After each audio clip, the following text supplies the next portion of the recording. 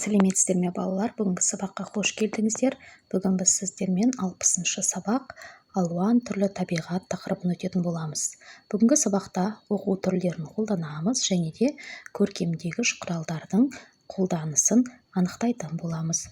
Олай болса балалар, бүгінгі сабағымызды бастаймыз. Ойлан, кесте бойынша жауап бер. Тұжырымдар: жерінде бір жылда 2 мезгіл ғана болатын ел бар. Оқығанға дейін иә жоқ, оқығаннан кейін иә жоқ. Жерінде бір жылда 2 мезгіл ғана болатын ел бар. Иә, ол бар. Мен тұратын жерде 4 мезгілде болады. Иә, менің танысым тұратын жерде жылдың 3 мезгілі ғана болады. Қаһарлы қыз қорқынышты. Түсініп оқы. Аяз бен Қыдыр. Аяз: қабағыма қар қатып, кірпігіме мұз қатып, қатал қыстың әмірін жүрмін жұртқа тыңдатып. Малың ықса боранда, төлің өлсе қораңда, ол да менің ашуым, ерегескен оңарма. Айтшы, кімнің күші кем, суық сөздің құсы мен? Бұлақ суын қатырдым, таяғымның ұшымен. Қыдыр: жерді көріп тебірендім, енді көріп емірендім. Суытушы сен болсаң, жылытқалы мен келдім. Сен отырсаң күрсініп, менің қаным тіршілік.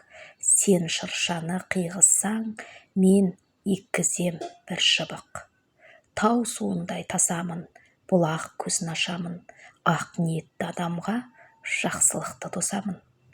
Аяз: бала да, жас кәрі де, мені сыйлар әлі де.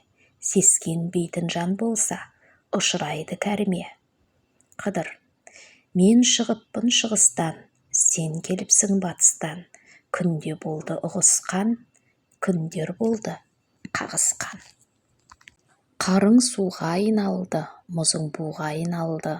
Барлық сусың ақыры, сескентсең де шайқалды.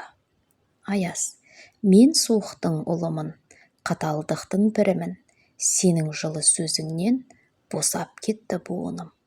Қыдыр: аяз, бауырым, өжетсің. Мейлі, күнің тез өтсін.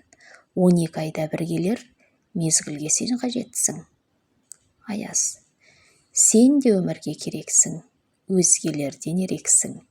Алма кезек кеп тұрсақ, татулыққа не жетсін. Өлеңнің авторы Ақылбек Шаяхметов. Балалар, енді осы өлеңде берілген сөздікке назар аударайық. Кәріне ұшырау дегеніміз қаһарына ұшырау. Малдың ығуы, боранда малдың адасуы. Тебірену, жан дүниесі толқу. Емірену, жақсы көріп, мейірлену дегенді білдіреді екен. Балалар, енді өлеңдегі Қыдыр ата ненің бейнесі? Осы сұрақтарға жауап берейік. Өлеңдегі Қыдыр ата балалар жақсылықтың нышаны, жақсылықтың белгісі екен. Бізде не дейді? Қыдыр түні дейді. Қыдыр түні үйімізге жақсылық келеді деп, Қыдыр түні күтіп, тілек тілейтіндер бар. Барлығымыз Қыдыр түні тілек тілеп, жеп нанымызды салып, Алладан дұға тілейміз. Сол сияқты бұл жерде де Қыдыр атамыз ол жақсылықтың белгісі екен. Аяз бен Қыдыр бір-біріне қандай сын айтады? Аяз айтады: мен суықпын, мен қаһарлымын, менен барлығы қорқады дейді. Ал Қыдыр болса, өзінің келген жеріне береке кіретінін айтады. Осылайша екеуі бір-бірінің жаңағы сипаттарын айтып, сөз таластыратындары бар. Аяздың буыны неден босап кетті? Аяздың буыны Қыдырдың айтқан жылы сөздерінен буыны босап кетті. Ол Аяз осылайша жаңағы Қыдырға айтады. Анықта, Аяздың соңғы сөзінен мәтіннің негізгі ойын анықта.